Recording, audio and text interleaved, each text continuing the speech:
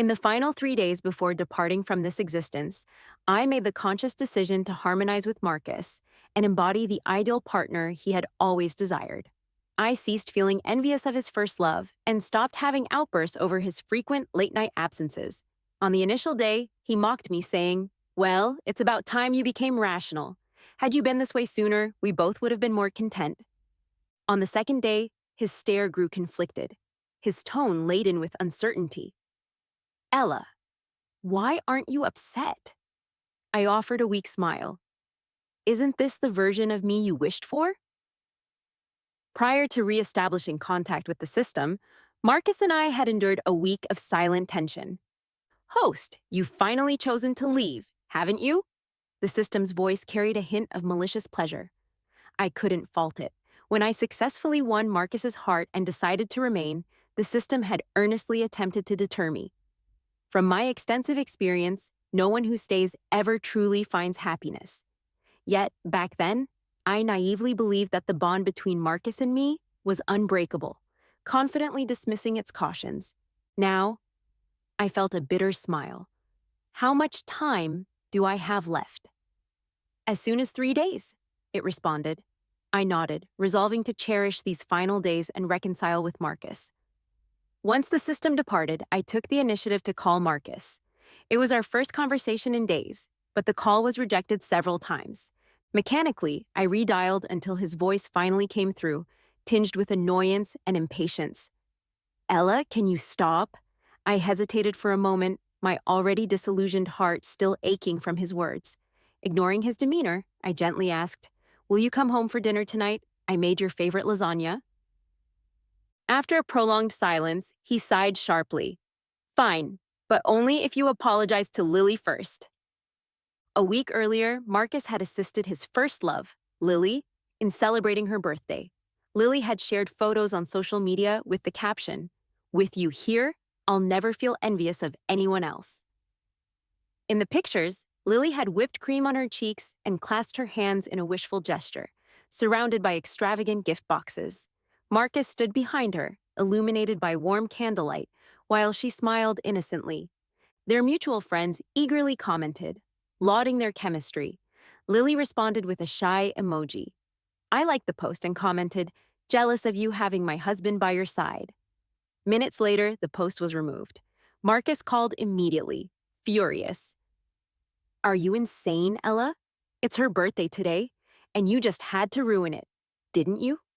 Lily's soft, tearful voice echoed through the receiver. "Don't blame Ella. It's my fault for flaunting that you were with me." Marcus comforted her gently. "This isn't your fault. She's just being petty and taking it out on you." Then his tone turned cold as he scolded me. "You're overestimating yourself.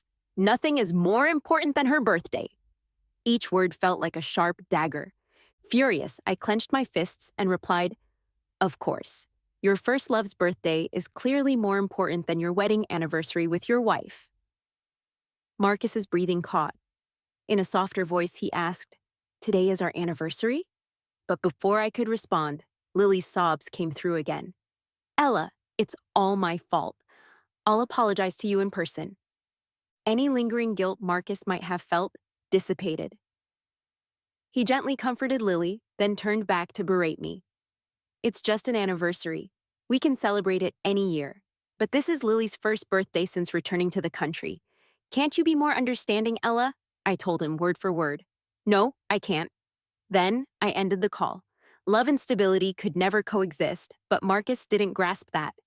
The ice cream cake melted, the small figures kissing on top, disintegrating and smearing the words commemorating our 7th wedding anniversary.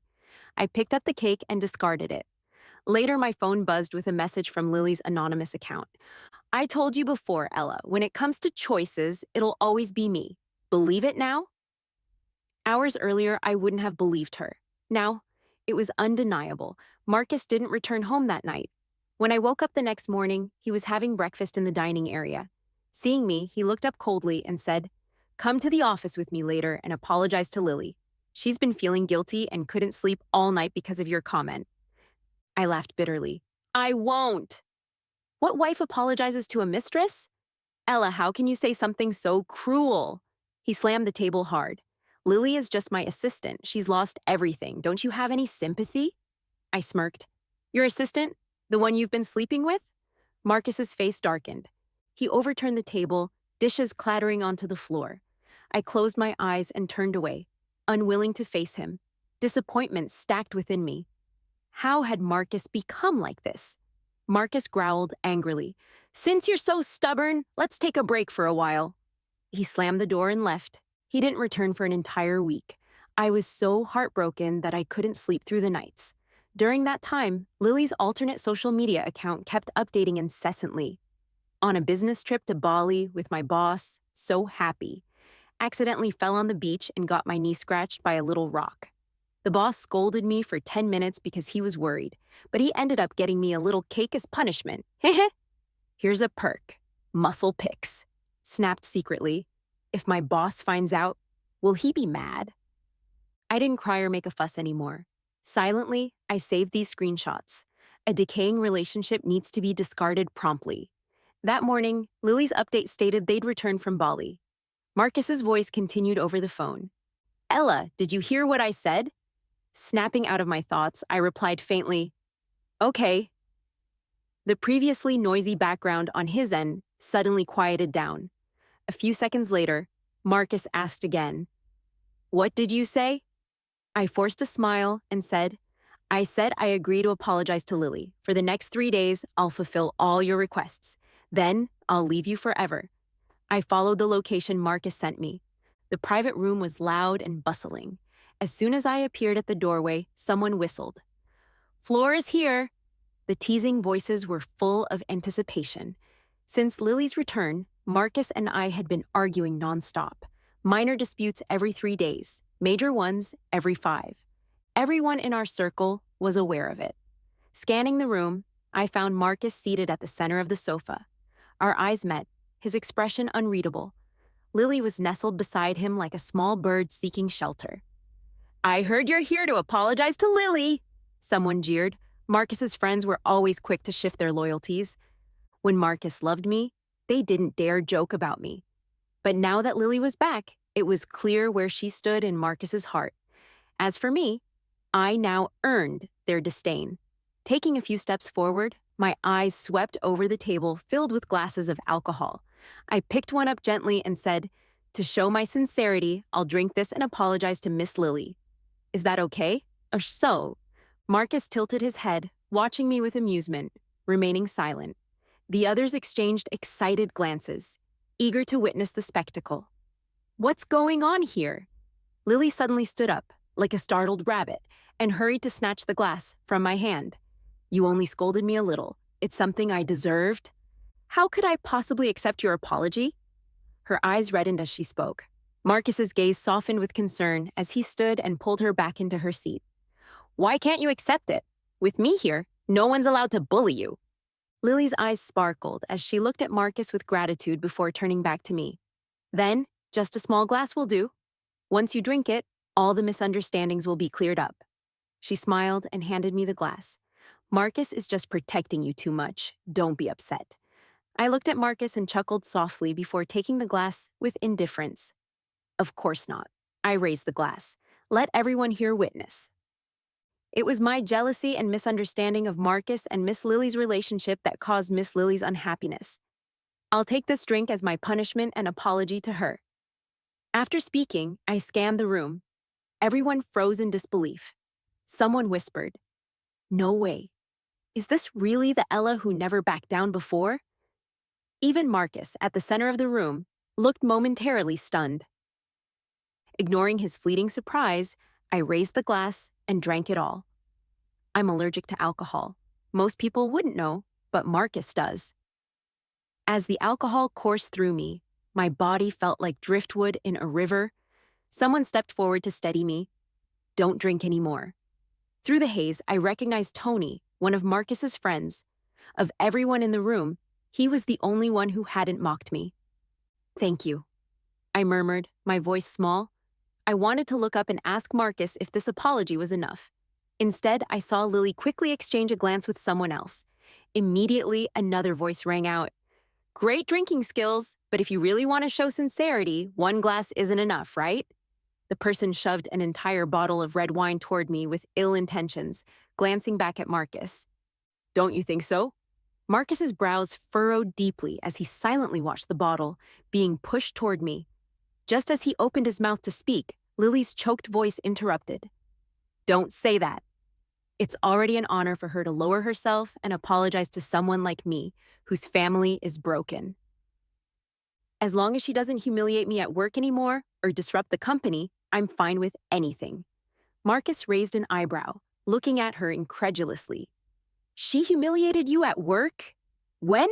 Lily hesitated and then stammered, It was on my first day as your assistant. Anger flared in Marcus's eyes as he turned to me. I met his gaze directly and admitted, That's right, I did. Before that incident, Lily had already caused countless arguments between Marcus and me. Deep down, I had once thought, maybe this is just a misunderstanding. Maybe he still loves me, but that bottle of wine crushed the last bit of hope I had left. Marcus, I don't want you anymore. I smiled at him. If I drink this bottle of wine, will you forgive me? Will you come home with me? Lily also looked up at him. Marcus's calm eyes revealed no emotion. His voice was indifferent. The person you need to apologize to is Lily, not me. Ella, adults should take responsibility for their actions. I swallowed the bitterness in my throat and nodded mechanically. Okay. But in the next second, the bottle in my hand was snatched away. Marcus, drinking an entire bottle could kill someone. It was Tony. Marcus smirked, but ignored him, his gaze fixed on me.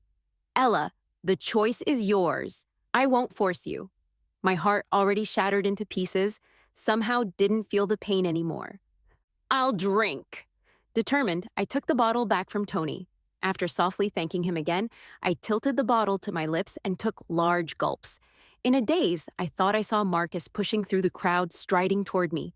The bottle was pulled from my hand, and my body felt heavy as I collapsed. Marcus, this wine tastes so bitter. In my dream, I seemed to return to 7 years ago, when I first arrived in this world. Back then, Marcus was repressed and harsh. He was an illegitimate child, brought back to his father's family only after his mother passed away. The system explained the plot to me. When Marcus was first brought into the family as a child, he was disliked by the elite heirs and often bullied. Once, when a group of heirs sprayed water at him with toy guns, Lily, wearing a little white princess dress, stepped forward to shield him. This became an unforgettable moment of beauty in Marcus's memory. What he didn't know was that Lily's bravery and kindness were just a calculated act to impress the male lead watching from afar. To her, Marcus was merely a tool. By the time I arrived, Marcus had started to make a name for himself in the family. But his personality was violent, his business methods ruthless, and he lacked his grandfather's approval. As the youngest daughter of a family friend recently returned from abroad, I was paired with him in an arranged marriage. Initially, Marcus didn't like me at all. For an entire month, I made no progress in winning him over. Until one day, I represented my father in a negotiation for a landmark building project, and Marcus was also present. During the meal, someone deliberately made things difficult for me, insisting I toast each person at the table. After one glass, I began feeling itchy, red rashes appearing on my skin. When I brought the second glass to my lips, someone grabbed my wrist. It was Marcus. He took the glass from my hand, smiling faintly at the others. Our families are close. I'll drink the rest on her behalf. Amidst the clinking glasses and toasts, he skillfully redirected the conversation away from me. Leaning close, he whispered, I suggest you quietly leave now and take your medicine. I'll cover for you. I was stunned for a moment. When I looked up, his bright eyes had already merged seamlessly into the group's lively discussions. Confident, poised, and elegant. At that moment, I realized I had fallen for him. I started intentionally appearing around him, using my warmth and kindness to soften his sharp edges and bring him closer to his grandfather. I also leveraged my family's connections to help him secure one deal after another, increasing his influence in the family business. Together, we left our mark across the globe. During a negotiation in Southeast Asia, we were caught in crossfire between local forces and trapped for 3 days and nights. Just as we were about to escape the jungle, we encountered armed bandits. I shielded him, taking a bullet to the chest. In that critical moment, The reinforcements we had arranged finally arrived, rescuing us from the brink of death. On the way to the hospital, Marcus cried for the first time, large teardrops falling onto me. He trembled as he asked why I was so foolish and begged me to hold on. "We haven't had our wedding yet. You haven't become my wife. You can't die." At that moment, I truly thought I was going to die in that foreign land. I raised my hand to touch his face, forcing a smile. "Don't cry, Marcus. I came into this world for you." At the same time, the system notified me, "Congratulations, host. The strategy progress has reached 100%. Mission accomplished." I was fortunate that the bullet missed any vital organs. I survived. After 3 months of recovery, Marcus held a grand wedding that captivated the world, marrying me. In the countless nights following our wedding, he whispered his love for me repeatedly. By then, Lily had already married the male lead overseas. I thought our lives would no longer be entangled with anyone else. In my dazed state, I felt someone helping me change clothes. I stubbornly pushed him away. "Don't touch me. I have a husband. My husband is Marcus." The man's hands froze mid-motion, stopping at the scar on my skin. The wound had long since healed, replaced by new flesh, but it would forever mark that moment in time on my body. He seemed to pause for a long while before gently coaxing, "Be good. Stop fussing. Let's get you changed and take a bath first." He continued to mutter something, but I couldn't make it out. Annoyed, I covered his mouth. "You're so noisy," I complained. Then, without warning, a wave of sadness hit me, and I began sobbing uncontrollably. "What are you crying about?" he asked. That single question was like pulling a loose thread, unraveling me entirely. I cried even harder. "My husband. He's fallen for someone else. He's been so cruel to me. I don't want him anymore. I want to leave." He seemed stunned by my outburst. After that, I don't remember what happened. I drifted into a deep sleep. When I woke up again, daylight filled the room. Sunlight filtered through the sheer curtains, casting soft shadows around the bedroom. A voice rang out in my mind. "Host, you're leaving tomorrow. Do you have any regrets?" The system gently reminded me, "He's just outside." As the voice faded, Marcus appeared at the door, holding a glass of honey water. His voice was slightly hoarse, and his expression looked a bit unnatural. "You're awake." Without saying a word, I leaned against his hand and drank the honey water. This kind of intimacy was something we hadn't shared in a long time. Since Lily's return, I had found Marcus distasteful and had forbidden him from touching me. Marcus's dark eyes widened in surprise before his lips curved into a delighted smile. "You always try to be tough, even when you know you shouldn't." His reprimand was mild, but he quickly seemed to recall that he was the root cause of this situation. He immediately fell silent, guilt flickering in his gaze, as if waiting for me to lash out in return. That had become our typical dynamic lately, but I only offered him a soft smile of apology. "You're right. I won't do that anymore." Marcus lifted his head in astonishment, staring at me. He opened his mouth as if to speak, but no words came out. I spoke instead. "Marcus, can you come with me to visit Grandpa today?" He nodded instantly. "Of course. Grandpa's been talking about you a lot lately." We went to the supermarket together, holding hands and browsing the health supplements aisle. I carefully selected one item after another, occasionally asking for his opinion. After a few rounds of questions, he pinched the bridge of his nose and chuckled helplessly. "Are you trying to empty the whole store?" Embarrassed, I glanced at the growing pile of supplements I had chosen, which had already formed a small mountain. Marcus teased, "Looks like we brought the wrong car today. Should have brought a truck instead of the Bentley to haul your loot." I blushed and playfully punched him. His relaxed laughter fell over me like warm sunlight. "It's good to stock up," I said softly, "so Grandpa won't run out later." "We can always come back to buy more," he replied casually. I smiled but didn't respond, lowering my head to continue shopping. Still, I felt an inexplicable pair of eyes on my back, as though observing me from a distance. I ignored it, refusing to dwell on the feeling. After finalizing my selections, I asked Marcus to call the housekeeper to pick up the supplements. We carried only 2 of the best items ourselves. When we reached the underground parking lot, I suddenly exclaimed, "Oh no, I forgot." Marcus looked alarmed. "What's wrong?" I immediately opened the car door and stepped out. "I forgot to buy me pads and a back brace. Grandpa's knees and back aren't doing well." Marcus followed me out of the driver's seat, wrapping his arm around my waist with a helpless smile. "It's still warm out. Does he even need them right now?" I shook my head. "He'll need them when it gets colder." With that, I ignored his protests and walked back toward the supermarket entrance. Marcus took a big stride to catch up, grabbing my wrist. "Ella, why are you in such a hurry?"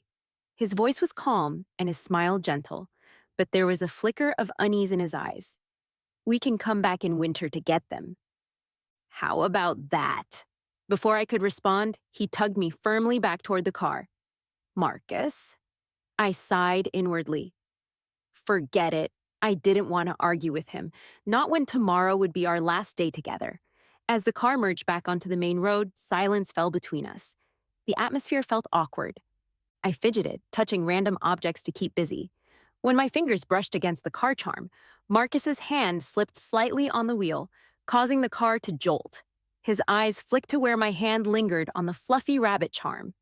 He quickly explained, "Lily was messing around in my car last time and swapped it out. I'll put the original one back when we get home." I paused, stroking the rabbit's soft white fur. "No need to change it back. This one's pretty cute." The light turned red. Marcus stopped the car and turned to look at me, confusion in his eyes. "What's wrong?" I asked. He frowned slightly.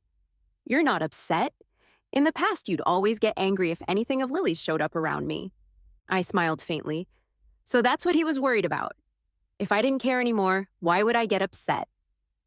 "I was wrong before," I said, gazing at the license plate of the car ahead. "Lily has a childhood bond with you. Now that she's divorced and her family's fallen apart, I should show her more sympathy and kindness, competing with her over everything." That wasn't right. I sighed softly. Marcus's frown deepened. "But that charm, you made it yourself. Doesn't it bother you?" The light turned green, and I reminded him, "It's green." Marcus stayed quiet for a few seconds before restarting the car. I turned my head to look out the window at the passing traffic, lost in thought. Did it bother me? I asked myself. My mind wandered back to the day I went to Mount Wutai. By then, Marcus had already solidified his power, though he had no shortage of enemies. Assassination attempts were regular, leaving me constantly on edge. One night, after waking from a nightmare, I had asked a fortune teller to teach me how to make a lucky charm for him. Now that charm had disappeared, and I no longer felt the need to ask about it. I had loved sincerely, but only the passionate and genuine Marcus of the past. Not the man he had become, detached, indecisive, and indulgent of Lily's provocations. "Ella," he called my name. But before he could say anything more, his phone rang. We both glanced at the screen. It was Lily. I smiled, picking up the phone. "You're driving. I'll answer for you." Without waiting for his response, I accepted the video call. "Marcus." Lily's soft, delicate voice came through. "Marcus, I don't know what to do. I accidentally spilled boiling water on my leg while making tea." Lily whimpered, her voice trembling. "It hurts so much. Sob, sob." As she spoke, she adjusted the camera, revealing her calf, which was red and swollen. I couldn't help but chuckle softly. She really would go to any lengths to get Marcus's attention, even hurting herself. But honestly, if it was boiling water, wouldn't the burn be worse than just redness? Hearing my laugh, Lily's tone suddenly turned anxious. "Ella, are you there too? Did I interrupt your date again?" Her voice became low and apologetic. "I'm sorry, Marcus. I just didn't know who else to call." "You know I don't have any family here." Then, as if resigning herself, she muttered, "Never mind. I won't bother you anymore." On the screen, Lily pressed her lips tightly together, looking utterly helpless. "Don't worry, Marcus." He instinctively pressed the accelerator, overtaking the car in front. But a moment later, as if remembering something, he softened his tone and said to Lily, "I can't come over right now. I have something important to do. I'll call Tony and have him check on you." I stared at him in surprise, my mouth slightly open. The video call ended abruptly. Marcus blinked awkwardly, noticing my reaction. "Why are you looking at me like that?" But before I could answer, a snicker escaped my lips. So he knew how to say no. So he could see through Lily's manipulative act. Then what did all those arguments between us mean? All the excuses he gave me before? Seeing me remain silent, he went ahead and called Tony, asking him to check on Lily. Tony's voice came through the phone, sharp and annoyed. "Any other favors, I'll do it, but not this. Just the sight of that conniving woman makes me sick. You always sympathize with her tragic backstory, but it's not like Ella caused any of it. Let me warn you, if you keep letting her manipulate you like this, one day you'll regret hurting Ella." Suddenly, a mechanical voice chimed in my head. "Host, this Tony guy is a real ace." Startled, I leaned forward, nearly hitting the dashboard. Marcus, quick to react, stretched out an arm to steady me, preventing the fall. I blinked, momentarily stunned, then muttered, "Thanks." His emotions flickered in his eyes as he reached out to pat my head. "We're married. You don't need to thank me for something like this."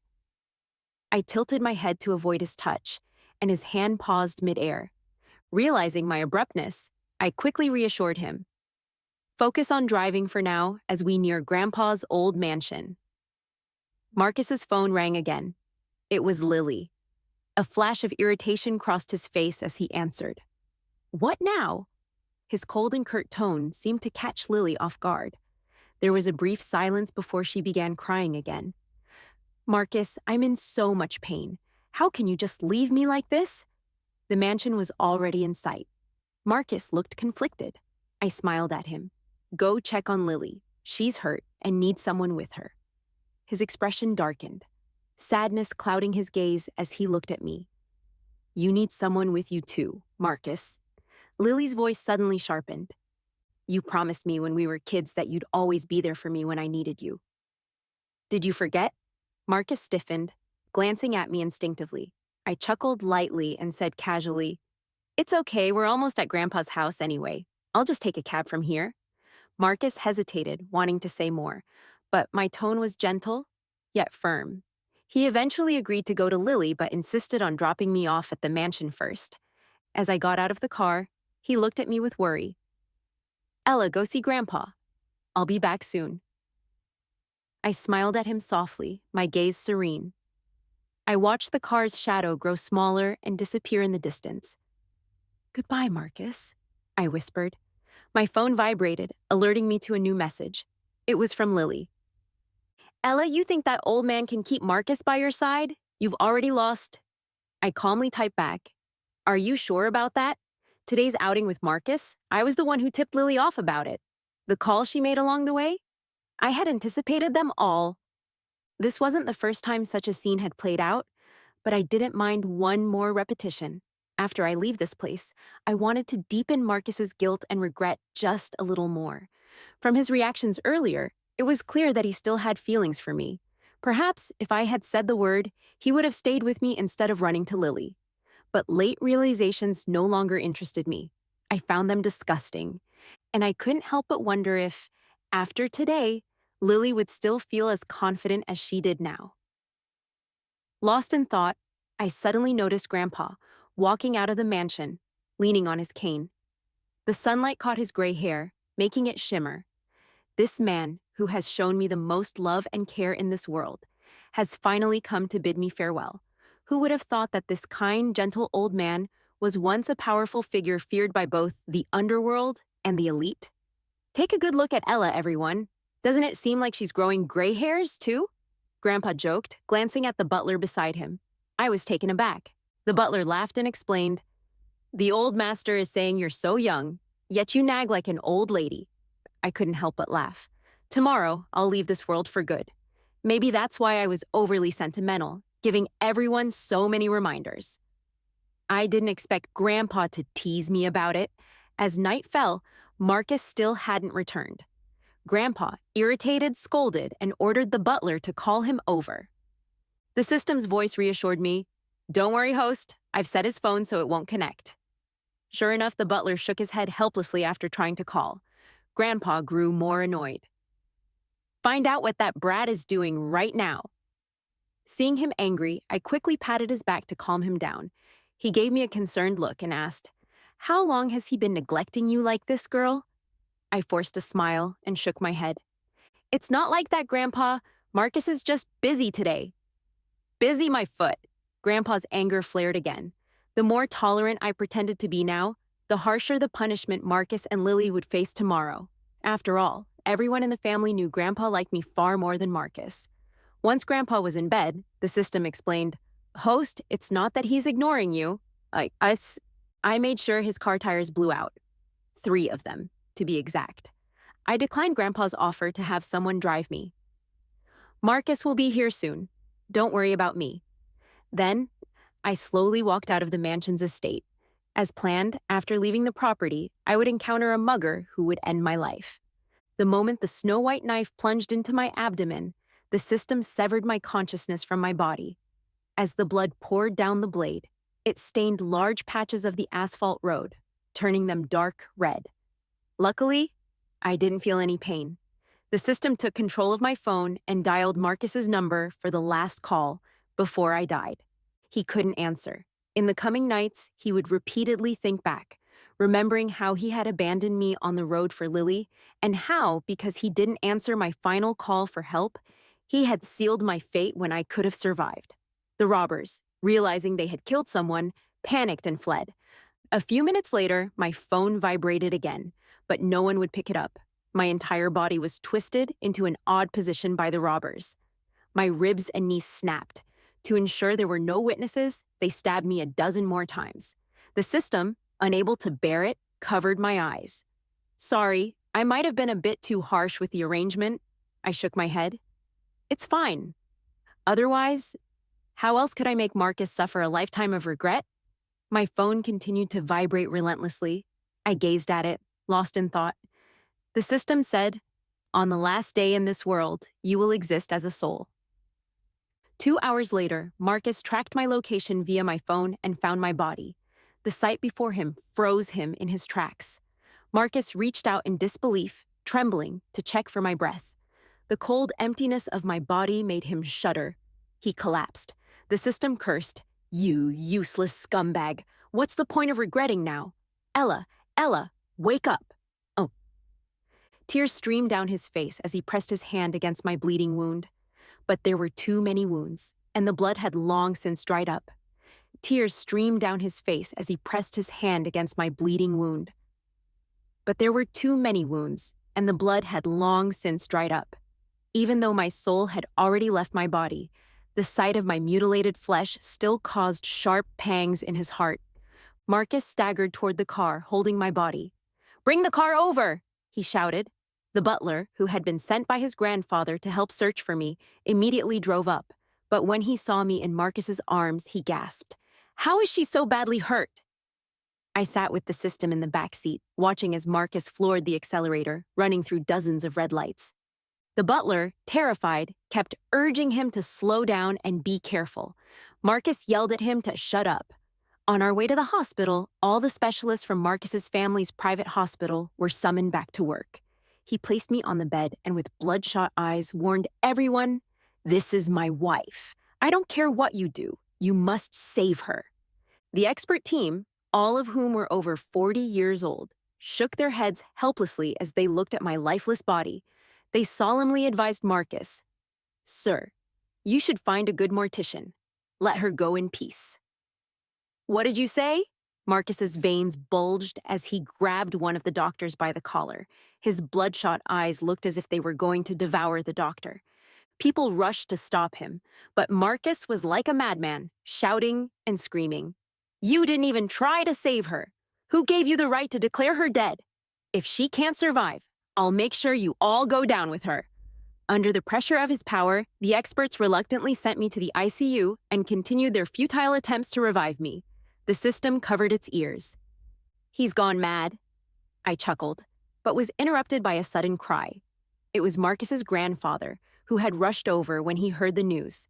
His hunched body trembled as he thrust his cane into the ground. "Girl, how could you make me bury my own child?" Tears welled up in my eyes. "I'm sorry, Grandpa. I broke my promise. I won't be able to see you again." In the next moment, his cane was swung forcefully at Marcus. "It's all your fault," Grandpa shouted, pointing at Marcus. "I just found out that you've been hanging around with that woman. Ella has been so heartbroken, hiding it all from me."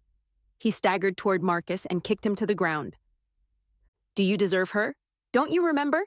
She's not just your wife. She's the one who saved your life." Grandpa's words almost took his breath away. The experts present quickly rushed to perform emergency measures on Grandpa. Marcus collapsed on the ground, staring blankly at my body on the bed, tears streaming down his face. I thought, "You would never leave me. Ella, I was wrong. I regret it. Please wake up and forgive me." The ICU was silent, only the sound of his heart-wrenching sobs filling the air. From Marcus's perspective, my phone was easily unlocked by him. The password was the date of our wedding. His hand trembled as he turned on the phone, and the first thing he saw was the text message interface. Just one glance, and it was as if he had been struck by lightning, frozen in place. His eyes filled with shock. He slowly swiped through the screen. Lily's provocations and insults from the past few months unfolded before him, one after another. In that moment, Marcus's world seemed to collapse. He watched as the affection and indulgence he had shown Lily turned into countless poisonous snakes and scorpions, biting into his wife. The phone vibrated again. It was a message from my private doctor. "Miss Ella, why haven't you come for a checkup lately?" He swiped up the screen. Soon he saw my diagnosis of severe depression. Diagnosis: very low mood, no vitality, frequent feelings of helplessness and despair, suicidal thoughts, severe sleep disorders. Marcus looked at the date of the diagnosis, and it seemed familiar to him. Then it clicked. This was the day Lily had started working as his secretary. The doctor asked, "Why do you feel this way?" Ella replied, "My husband's first love came back, and he often leaves me for her, fighting with me. He wasn't like this before." After a few minutes, Ella replied again, "I think he doesn't love me anymore." Marcus closed his eyes slowly. Tears fell relentlessly, soaking his shirt. His mouth opened and closed, but the words he was about to say seemed too difficult, the bitterness spreading in his mouth. After a long pause, the words became clearer. "Ella, Ella, I'm sorry. I do love you. I'm sorry for making you suffer so much." Two streams of tears fell from his eyes. My soul began to fade away. I exchanged a look with the system, and in Marcus's eyes, I confirmed that this was the last time I would be in this world. Suddenly, I was surprised to find that Marcus's gaze met mine. "Ella?" He reached out frantically, trying to grab me and stop me from leaving. I gave a sad smile. "Marcus, I have no last words for you, and I don't accept your apology." As I spoke, my soul vanished completely in Marcus's broken gaze. When I woke up again, I was lying in a hospital bed. The orphanage director, my mother, was overjoyed, crying, "Ella, you're awake." She rushed to call the doctor before she could even talk to me. That's when I remembered, in the original world, I had died trying to save someone. My soul had entered the Bookworld Administration Bureau. The director told me that everyone who dies saving others gets a chance at rebirth. As long as they complete their mission in the book world, they can be reborn in their original world. In the real world, people would call it a medical miracle. My mission in the book world was to win over the Yandra supporting male character Marcus. After I recovered and was discharged, I returned to the orphanage to continue as the vice director. I had been thrown into the orphanage after birth and grew up there, staying to help more children thrive. One night, after all the children had gone to bed, I brewed some tea and had my final chat with the system in the yard. Host: Lily is dead.